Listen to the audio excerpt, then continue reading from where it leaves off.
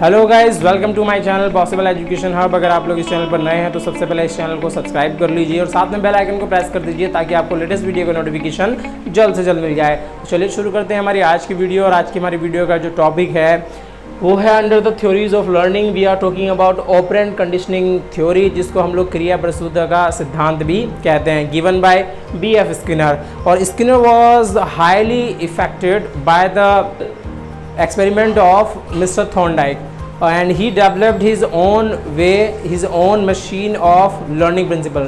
According to him, उनके अनुसार अगर हम लोग में बात कर लेते हैं, चलिए हिंदी एक्सटेंड में ही बात करेंगे, तो हम लोग बात कर रहे हैं B.F. स्किनर के ऑपरेंट कंडीशनिंग थ्योरी पर। और हम लोग जो आज डिस्कस करेंगे this is the RS theory.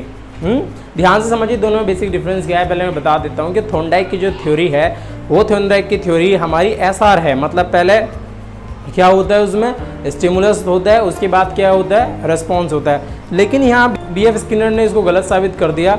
उन्होंने भी कुछ ऐसे ही, जैसा थॉर्नडाइक ने अपना एक बॉक्स बनाया था, मिस्ट्री बॉक्स बनाया था, वैसे ही स्किनर ने अपना एक बॉक्स बनाया जिसका नाम स्किनर बॉक्स रखा गया।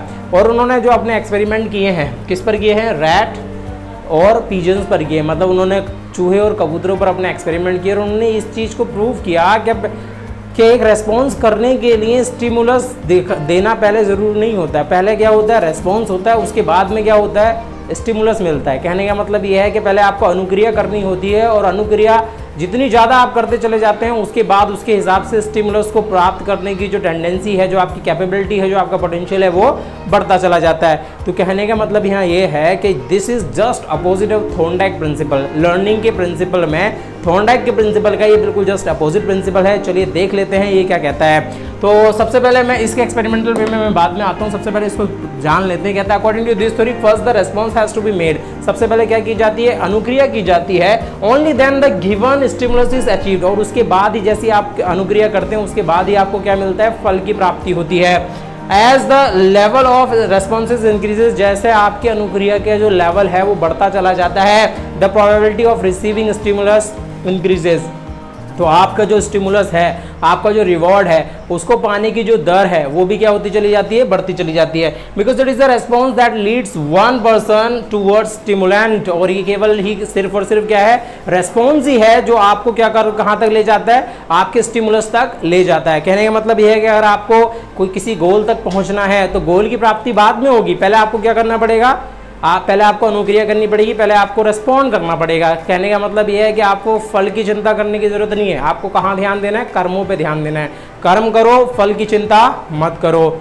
आई होप कि दिस आप लोगों को ये बात समझ में आ गई होगी। नेक्स्ट हम लोग बात करते हैं Skinner did his experiment with rat and pigeons. और उन्होंने किसके साथ में अपने एक्सपेरिमेंट किए, उन्होंने चूहों के साथ में और किसके, कबूतर के साथ में उन्होंने अपने एक्सपेरिमेंट किए।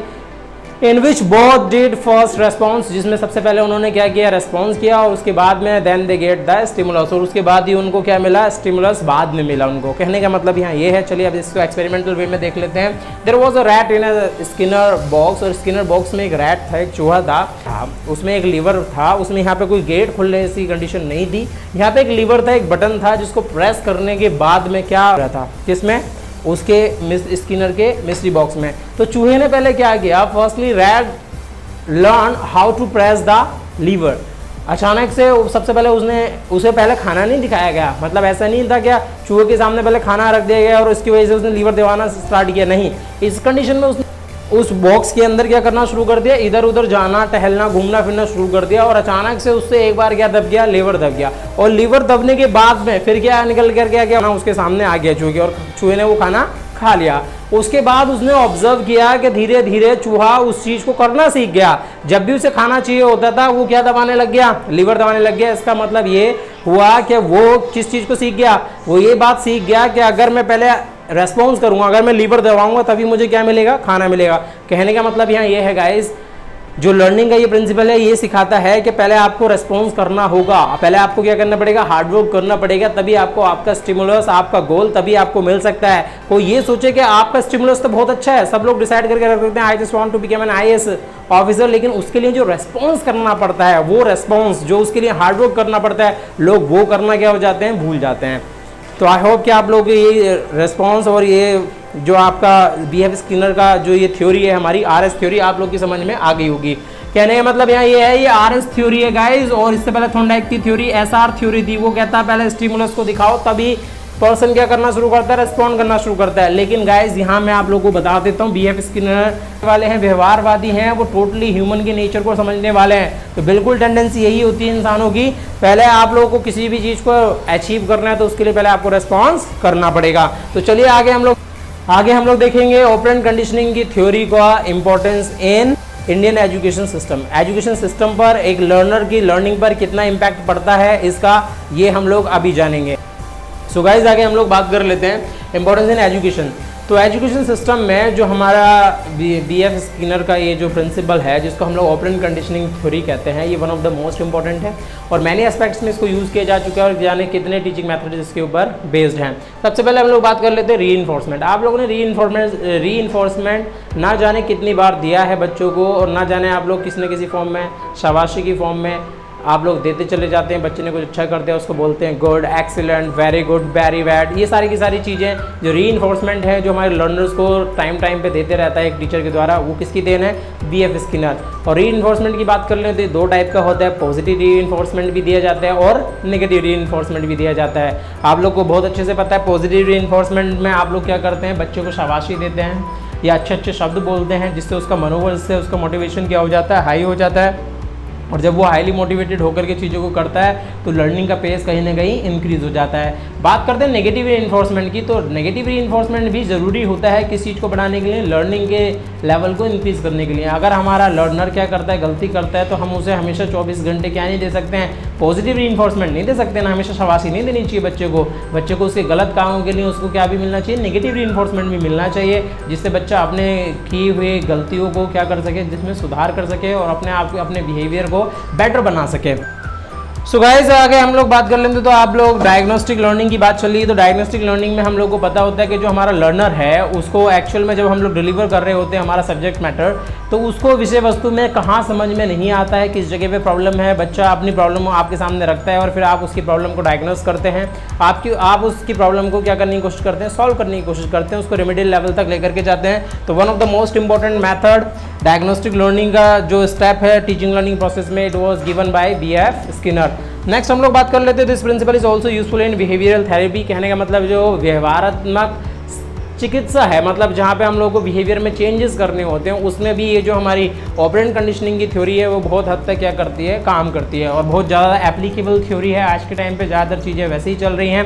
नेक्स्ट हम लोग बात कर लेते हैं programming instruction PI method is given by this principle. और प्रोग्राम इंस्ट्रक्शन मेथड की वीडियो का डिस्क्रिप्शन अगर आप लोग नहीं जानते हैं कि प्रोग्राम इंस्ट्रक्शन क्या है, तो मेरे depend on operand conditioning theory, और उसमें मैंने आप लोगों को अच्छे से डिफाइन कर रखा है चीज़ों को। तो उम्मीद है आप लोगों को समझ में आएगी ऑपरेंट कंडीशनिंग थ्योरी, और इसमें आप लोग हमेशा याद रखेंगे। मैं फाइनली इस चीज़ को कंक्लूड करता हूँ किन चीज़ों में, सबसे पहले आप लोगों को क्या करना है, रेस्पॉन्स करना है किसी भी चीज़ को पाने के लिए, प्राप्त करने के लिए। अब इस चीज़ को हम लोग लास्ट में मैं ऐसे कनेक्ट करता हूँ, छोड़ी सारी चीज़ों को मैं आप लोगों को सिंपल सी बात समझाता हूँ। आप लोग इस चीज़ को ऐसे समझिए कि जब तक एक बच्चा रोता नहीं है तब तक क्या उसकी माँ उसे दूध पिलाती है, नहीं पिलाती है ना। मतलब एक बच्चा जब तक रोएगा नहीं, जब तक उसको भूख नहीं लगेगी, तब तक उसकी माँ क्या नहीं कर सकती है, उसको बिना रोए माँ कभी भी दूध नहीं पिलाती। अगर बच्चा हंस रहा है, खेल रहा है और वो रो नहीं रहा है और वो डिमांड नहीं कर रहा है, मतलब बच्चे को क्या कहता है, जब बच्चा रोना शुरू करता है तो बच्चे को भूख लगी होती है, बच्चा तभी तो रोना शुरू करता है। तो इसका मतलब पहले क्या होता है गाइस, पहले रेस्पॉन्स किया जाता है, और जब तक बच्चा रोएगा नहीं, रोने वाला रेस्पॉन्स नहीं करेगा, तब तक बच्चे को उसकी माँ दूध नहीं पिलाएगी। सिंपल सी बात है, लाइफ का फंडा भी यही है गाइस कि जब माँ आप लोगों को दूध नहीं पिला सकती आपके बिना रोए, तो ये जो जिंदगी है, जो आपकी जो गवर्नमेंट जॉब का जो सपना है, वो गवर्नमेंट जॉब आपको कैसे मिल जाएगी, जब तक आप क्या नहीं करेंगे, रेस्पॉन्स नहीं करेंगे। तो रेस्पॉन्स करना शुरू कर दीजिए। अभी तक अगर आप लोगों ने रेस्पॉन्स नहीं किया है तो अब करना शुरू कीजिए गाइज, और इस साथ में इस चैनल पर भी रेस्पॉन्स दे करके जाइए। कहने का मतलब ये है कि अगर आप लोगों को वीडियो समझ में आई हो, ये जो हमारी थ्योरी है अगर आप लोगों की समझ में आ गई है, तो इस वीडियो को लाइक कीजिए, इस चैनल को सब्सक्राइब कीजिए और साथ में क्या कीजिए, इस वीडियो को शेयर कर दीजिए गाइस एवरीवेयर, है ना। इतना तो आप लोग रेस्पॉन्स कर ही सकते हैं एटलीस्ट इस वीडियो पे। तो चलिए अपना और अपनों का ख्याल रखिए, मिलते हैं आप लोगों से अगली वीडियो में, तब तक के लिए जय हिंद, जय भारत।